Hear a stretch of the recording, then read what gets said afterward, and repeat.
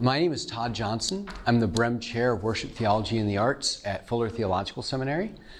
I'm a part of a program that engages artists and theologians and pastors together in a place where we can all learn from each other in a way of serving the kingdom best. So it's a very interesting program. I won't go into more detail on that. I'm happy to answer questions. There'll be lots of time for back and forth in this. What I am about to share with you is part of our education program. We have courses we call immersion courses. That are courses where we go to a location and use the resources of that location to teach a course we couldn't teach elsewhere. One course we teach in Europe is in Orvieto, Italy, where we look at medieval art and spirituality. All of our immersion courses are 10 weeks long because we teach quarters. But one of those 10 weeks is spent in Orvieto studying the history that is in and around Orvieto, Italy. We also double up a course in Christian spirituality with that. So if you want, you can take both courses. You're there for 2 weeks in a row. The courses that I'm here to describe, actually one more than the other, are courses that I teach in New York City. One course is a course on Christian vocation. I co-authored a book in Theology and Theater some years ago, and my co-author and I thought, well, we should teach a course in New York City on theology and theater. I mean, there's lots of theater to go to, there's lots of workshops, but the feedback we got from our book was, what was really helpful about your book is it helped me as a Christian think through my vocation, because we gave lots of insight into the questions you need to ask if you're going into the theater arts as a Christian. Where are the boundaries you have? What are the things you feel comfortable with? What are the things you will do or won't do on stage, etc. So we began teaching a course in vocation there, and my colleague Dale is a manager for a number of Christian artists, so he knows people from a wide spectrum of the Christian church and a wide spectrum of arts in New York City. So we would spend a good part of the week just listening to people's stories and how they were integrating their faith in their work. The course became very popular, and I was asked by Fuller to develop a second course there. And the second course I developed was a course on methods of interpreting worship and art. And it's similar to a course we teach on campus. In this case, we're looking particularly at the city of New York City. We look at its architecture, we look at its arts resources, we look at its theater. We have some time together where we have, I wouldn't say, some conversations. It's a 10-week course again, so there's 3 weeks online where they introduce themselves to each other, do some preliminary reading, then we have a week together, and then we have 7 weeks of processing our week together with further readings. So if that makes sense, that's what we're looking at. But all of this makes a whole lot more sense if you see what it looks like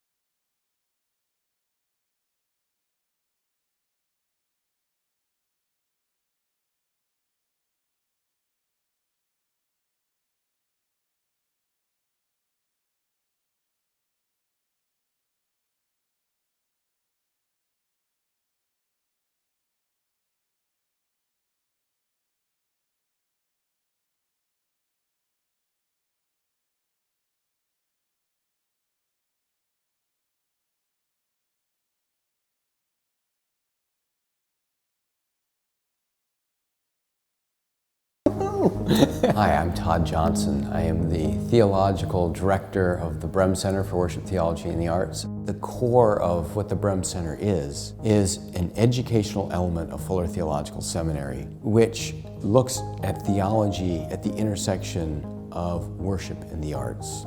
We take film, we take visual art, we take music, we take performing arts, and we look at all those things as significant statements about who humanity is, who God is, and how we can exegete those in a way that enables the church to better dialogue with our culture. So there's a lot of intention that is in all this art. The crucifixes that we're familiar with, Jesus has basically a loincloth. But here it's a decorative piece, and it's regal colors. It's red and gold, again implying royalty. In this course, we're looking at art as a theological text, but we're looking at this with the eyes of, what does this say about God? What if this speaks of redemption? What if this speaks of depravity? And how do we respond as people of faith to all of these themes that are so prevalent in this, one of the most important cities in the world? What's the role of an artist of faith in the world today? Artists can give us eyes to see things to hope for. Artists can point the direction of redemption, where we can take things that are and move to what they could be.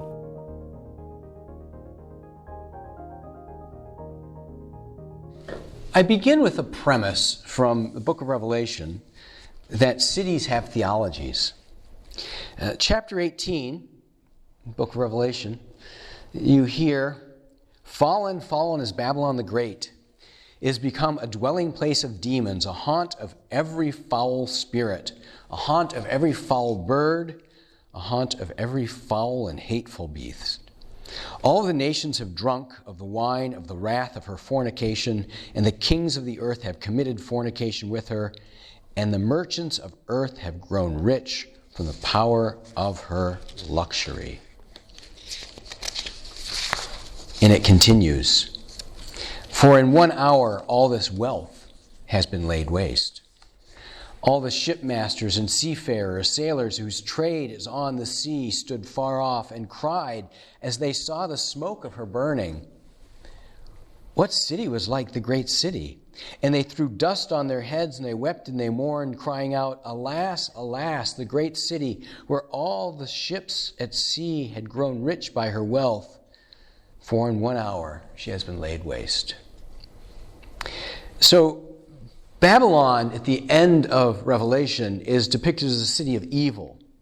It's described as powerful, it's described as luxurious, but in the end, it's hollow and corrupt and ultimately defeated by God. The center of Babylon, like the Roman Empire that the Christian church was enduring at that time, was focused on human gain and human glory. And you contrast that with the city of Jerusalem, the new Jerusalem.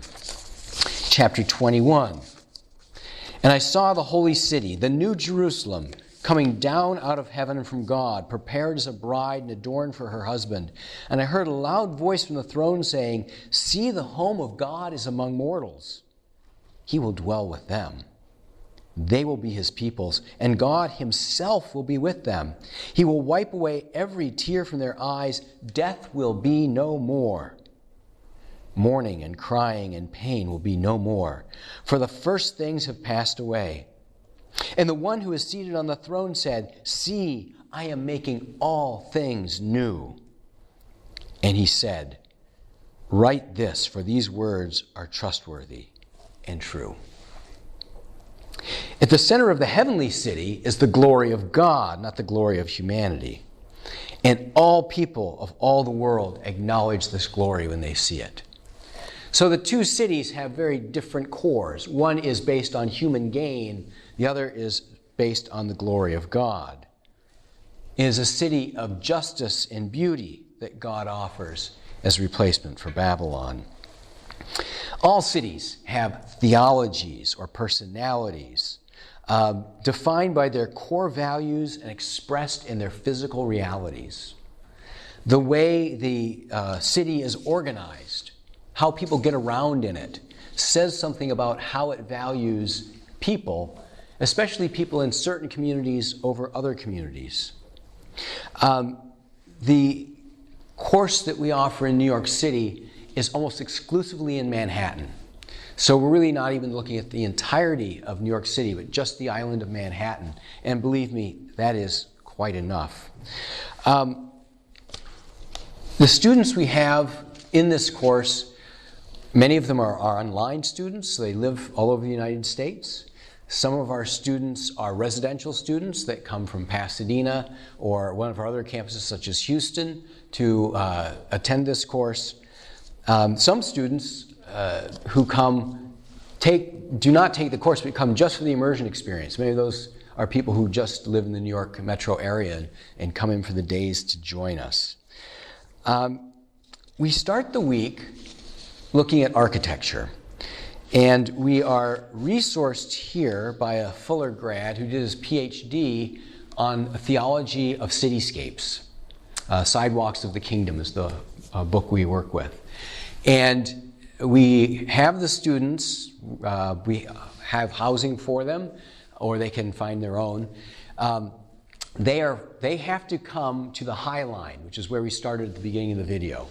The High Line is an old elevated train line that used to bring livestock, slaughtered livestock, into the meatpacking area and then take it back out to be sold. It's no longer a meatpacking area, it's an arts area now. So the train line was vacant. And they were going to tear it down, but they instead created a park in it. So when you first saw us, and you saw like the grass growing among the train tracks and things like that, that was the High Line. And the difference of being up above the street from down below the street, it's noisy, there's bustle down there. People walk slower in the top. There's space, there's flowers, and they're one on top of another. And we talk about how that creates a space in the city of a park that there wouldn't have been a park there otherwise. But also we talk about the economic impact of that, because as soon as that went in and became popular, well, first, they kept extending the High Line further and further, creating more of it because it was so popular. But second, all the empty warehouses and buildings along the High Line have now been turned to very expensive lofts. So it's pushed people away from that area of medium or low income, and now it's become a very upscale area. So on the one hand, it's provided a free resource for anyone, but on the other hand, it's created gentrification and pushed people away from it because it costs money to live near it now. So we spend the first half of our first day there. They've read that book before they come. We talk about Christian values of hospitality, of building community, of shalom. And then we talk about how the High Line does or doesn't accomplish those things. What, again, the benefits and the negatives to that. Being in Manhattan and keeping our students on that island keeps you in one of the most densely populated areas in the United States. So when you have a space like that, especially a space that's above a busy space, the contrast between that and the rest, the great contrast, of course, is Central Park, where you've created this huge space around which everything grows, but that is sacred. In some ways, that is the Spirit's moving. That's a sacred space because no one would ever develop that. It's too important to the life of the city. I then talked to the students about the influence of New York art post Andy Warhol in the 1960s, and how Andy Warhol's art had a significant impact on the art world and even politics. I'll talk about that in just a minute. There's some very interesting work done on Warhol as a person of faith by Jane Dillinger, a fine art scholar. So there's some things to reflect on. A person who grew up in the church, attended Mass daily, but people don't think of him as a person of faith. But if you know anything about him, when he died, they found a lot of sacred art literally in his closet that he was making but never showed anyone. So we talk about how those values may or may not have permeated his art. But we don't start with, so we give some background on Warhol, but where we start is the Cloisters, which is a museum of medieval art at the very northwest edge of Manhattan. And it is all Christian medieval art. It's a time in Christendom when the church controlled the arts. And to see how, you saw a little bit of that, to see how much resources were poured into the arts by the church at that time. But it was all Christian art. Even the unicorns were Christianized in this art. And unicorns are very important in the Cloisters. The next morning, we do something completely different. We go to the area called Chelsea and do a gallery crawl. We go to all the modern art modern art galleries to see the most recent works being sold in New York, and realize that New York is a place that embraces both the old and the traditional and the new and the cutting edge, and they exist together, and in some ways they complement each other.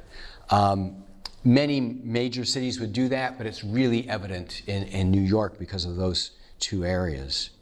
So we spend some time with visual art asking, how does the city express traditions of visual art, especially because there's multiple ethnic groups in New York City now, and their art is becoming more and more common.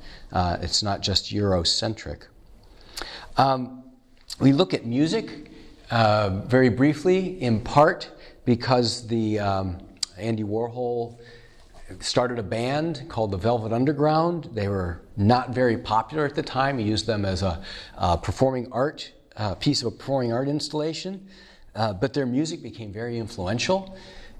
So influential that it was the impetus for the Velvet Revolution that Václav Havel led in 1989. So you see sort of the influence of Warhol's vision starts to influence politics far from New York City in the 1960s. Literally 20 years later, it's having a political impact. Then we look at performing arts, we look at worship, we attend church services, we go to theater, and then we have conversations about differences between music as recorded music, performance music, visual arts, plastic arts, and the performing arts. And that encompasses our week together. The students are given 1/3 of every day to be on their own. And so we meet like morning and evening or morning and afternoon, and they'll have the afternoon or evening to themselves to do whatever they want. And then they come back and report and they share what they've learned. Often they're going to other galleries or other museums or other shows. So we've also begun this process of doing a course like this in Los Angeles, which is near us. I've had conversations with Norwegian Theological Seminary. We're doing a course like this in Oslo. It gets people of faith to look at cities differently, to see choices that are made, what represents the people, how it represents the people. And it gives the students a set of eyes to see the world, especially cities, that they didn't have before. So we keep teaching the class because students keep telling us it's important. When you start thinking about a city's theology, maybe one you're familiar with, maybe one that you live in now, you start with questions like was just asked. What's the city's history in general? Who started it? How long ago? What was its purpose? There are some cities that were started because they were important military sites. Maybe there's a narrow valley and they build a fort up on a hill to prevent people from coming down the river, and a city develops around the fort. That was the case for Pittsburgh, Pennsylvania in the United States. Fort Pitt was the beginning of Pittsburgh, Pennsylvania. So what was it, who settled there? Who was welcome and who was not? Oftentimes, who was there first and displaced by people who came later, invading or conquering it. And then we focus on the arts. What sort of history does it have? There are some places in that have either a lot of sheep or a lot of cotton, where textiles become important. So many of the arts that develop there are textiles. Other places, there are clays and other forms of making paint that make painting an art form because the colors are very readily available. This is the case actually in Sweden, where they found this deep red clay. And if you've ever seen all the red houses in Sweden, that comes from after having mined all the iron. They had this red clay, so they turned it into paint. So what are the arts that develop sort of naturally out of the physical environment? What arts did the people who settled in the area bring? So, for example, in Nova Scotia, islands on the very far eastern edge of Canada, it was settled by Scottish, the name New Scotland, Nova Scotia. So they bring with them all the music from the Highlands, and it's still very much a part of the life of Nova Scotia. It's very traditional. In fact, there's more traditional Scottish music there probably now than in Scotland. They've preserved that and kept it. So we look at the city in terms of its history, both in general and in the arts. And then we ask, what arts are the city known for? The arts that may be most important to the people who live there may not be the arts that people who are tourists come for. It's been said that the people who attend Broadway plays are mostly people who don't live in New York, especially in the summer. You know, it's a tourist attraction. People go to off-Broadway plays. They go to opera. They go to other things in New York, oftentimes because they can't afford the tickets because they're so expensive, because that's how they make their money from the tourists. But what do the people who live there, what are the arts that are really important to them? And what's the art scene now? One of the things that we're discovering in our course in Los Angeles is a lot of the people who are the movers and shakers in fashion, visual art, and music are moving from New York to Los Angeles now. So we're having a shift in, a shift in influence, that LA now is becoming more of an influence than New York, which changes the way we're going to teach the class. We're going to teach it much more about the history of film and things in LA. But that's not the big part of LA's art scene now, much to people's surprise. How is the city organized? Where are the roads? What are the waterways? How are neighborhoods divided? Economically, what services are provided for what groups of people? Were people segregated according to race or religion? Those are the sorts of questions you ask about the city. And then, how does it negotiate the divine? That is, religious space with human space. In New York, you have some massive cathedrals, St. Patrick's and St. John's. They are both civic spaces and sacred spaces. Notre Dame would be another example. The French people are ready to pour millions and millions of euros into Notre Dame to restore it. But they often don't attend it as a religious place. It's more of a cultural icon. So how do cities negotiate the religious space? And what are the sacred or divine spaces that might not be religious?